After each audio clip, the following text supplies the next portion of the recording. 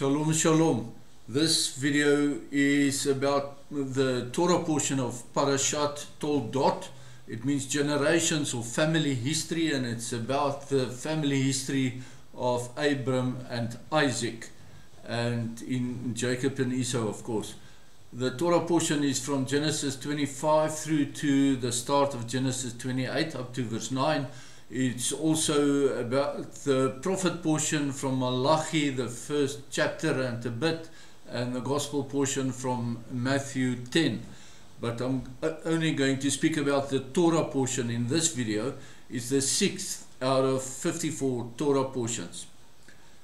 In a brief overview of the scriptures, we find that Isaac's son and their historic stuff forms the bookends to a juicy interplay of scandal and of feud in the family.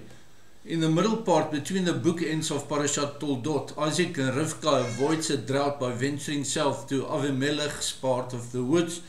Avimelech's name means my father, Avi, my father, Melech, king, my father the king, or my father my king, if you, although it's not saying that in the Melech so much.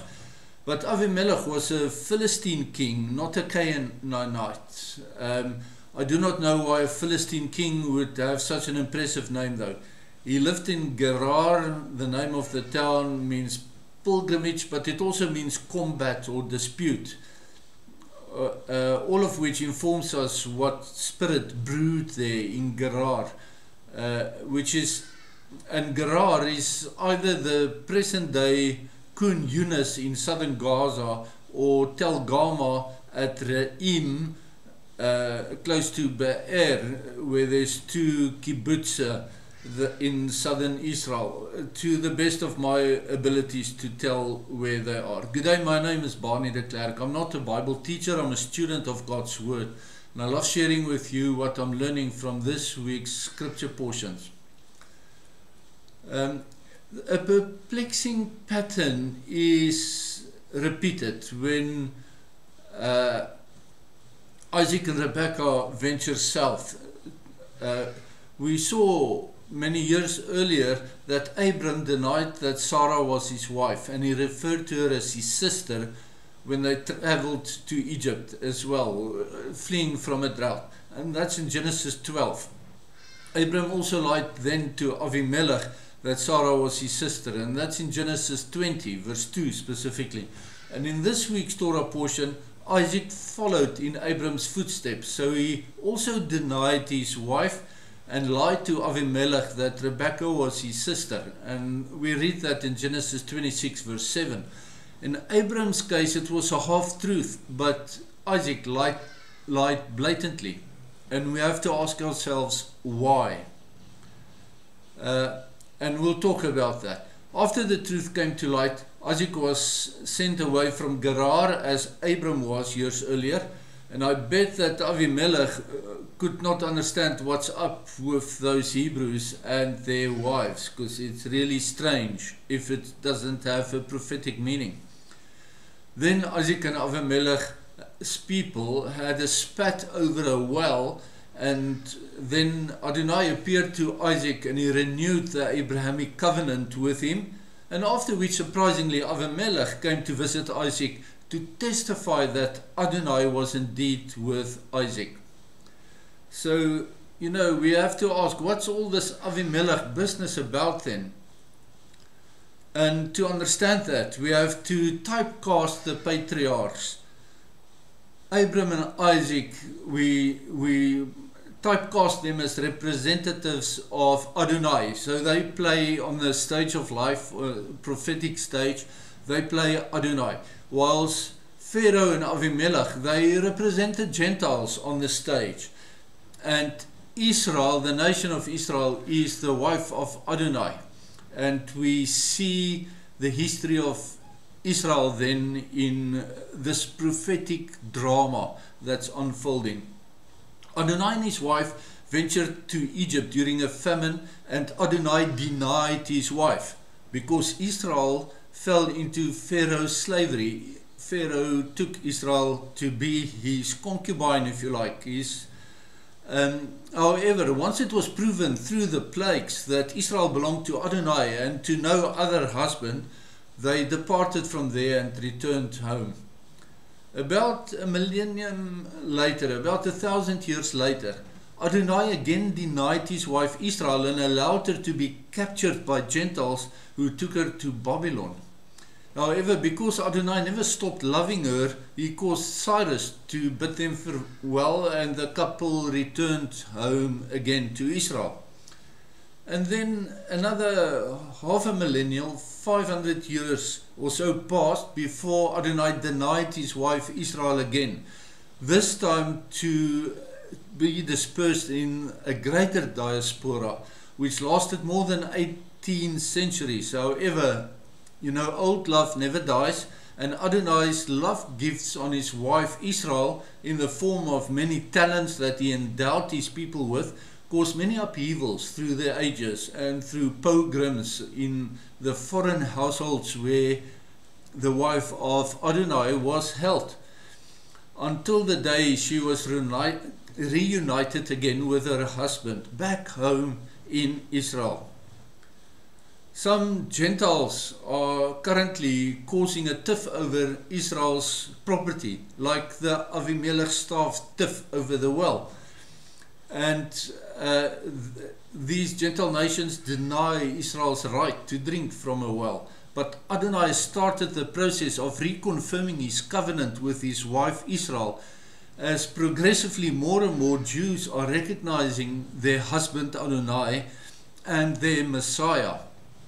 And those same Gentiles who now deny Israel their property will eventually come to visit Isaac or Israel on their knees to acknowledge and to testify that Adonai really, really loves his wife Israel, and that he indeed dwells with Israel, and that Israel belongs to Adonai. That is the juicy middle part of between the bookends of Parashat Toldot. Let's look at the bookends.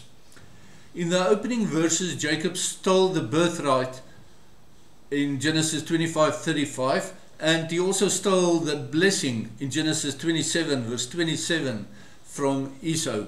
And in the closing verses, Jacob receives a second blessing from Isaac. That's in Genesis 28 verse 3 and 4.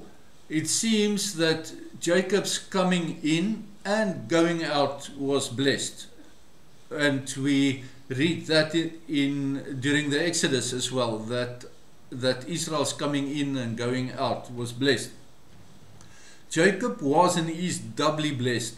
The blessing that Jacob, who was later named Israel, received encircles the Avimelech affair in the middle, that prophetic affair that's hard to understand if you don't consider the prophetic meaning. Jacob's blessing are the beginning and the end of this week's Torah portion. In the history of the world, Adonai's blessing starts with Israel in Abraham's loins still then, and it ends with Israel when the Messiah will return to re-establish the kingdom of David. So with this as background, we can delve into the meat of the scriptures to understand what's happening between Jacob and Esau. Those two boys, Jacob and Esau, struggled with each other even in Rebekah's womb. It's the height of sibling rivalry indeed. Their struggle forced Rebekah on her knees. She said, "Why is this happening to me?" she inquired of Adonai.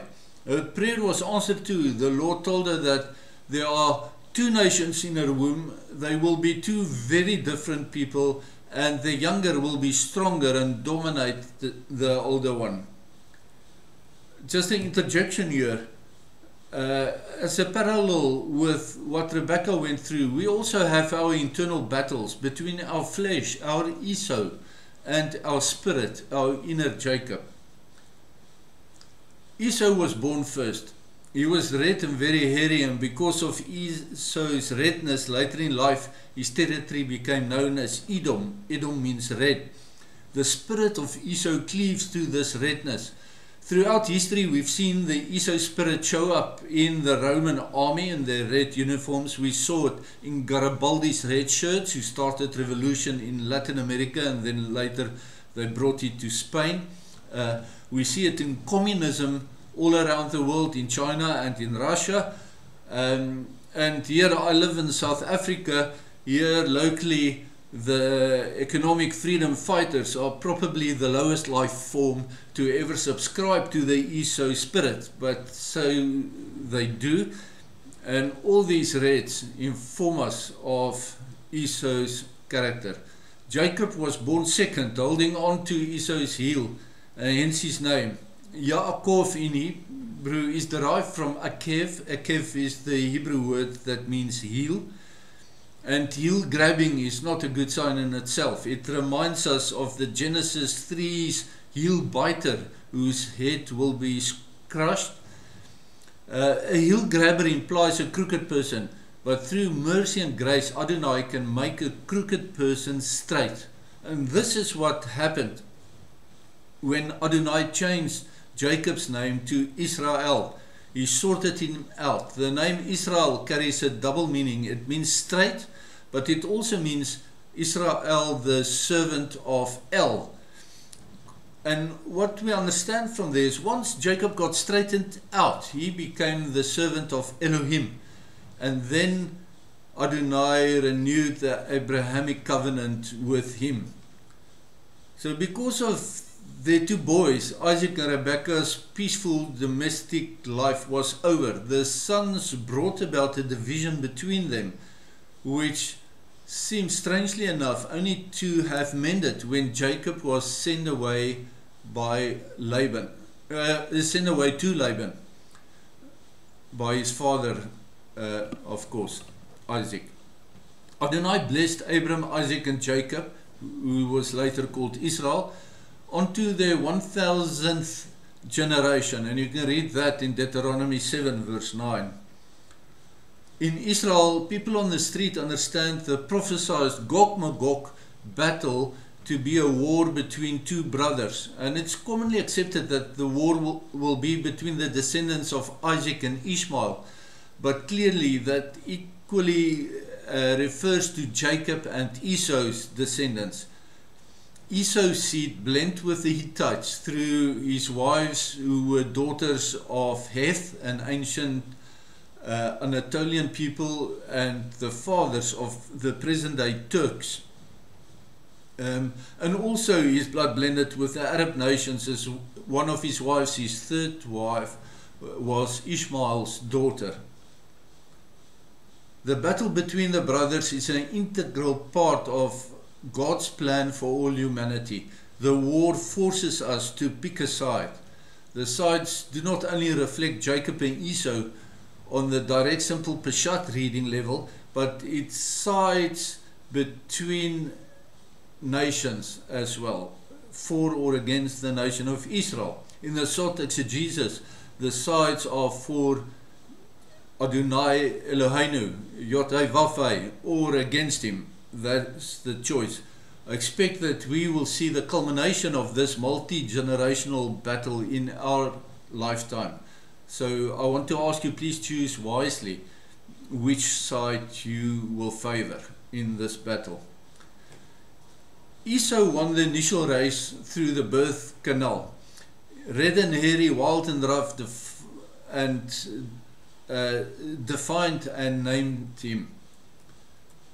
But in the moments after birth, during the naming ceremony, the next chapter of the struggle was written. Akev is correctly written in the Hebrew language as Ein Kuf Vet. A bet and a vet's the same, just minus a little dot in the middle. Ein Kuf Vet, and there's no yod in Akev. In the Hebrew language, yod may be the smallest letter, but it's the most important letter.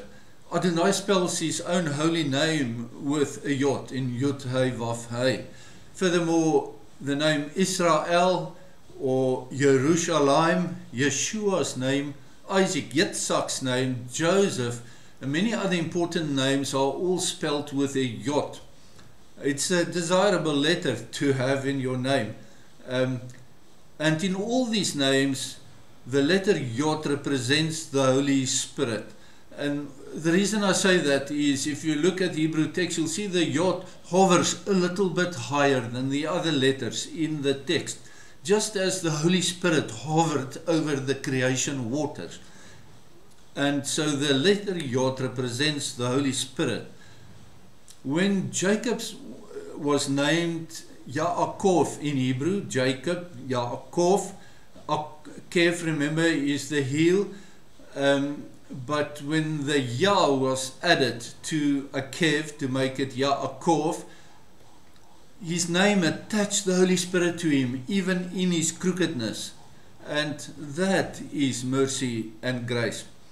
Esau, or Esav in Hebrew, means hairy, and it should rightly be spelled with Ein Shin Yod Vav.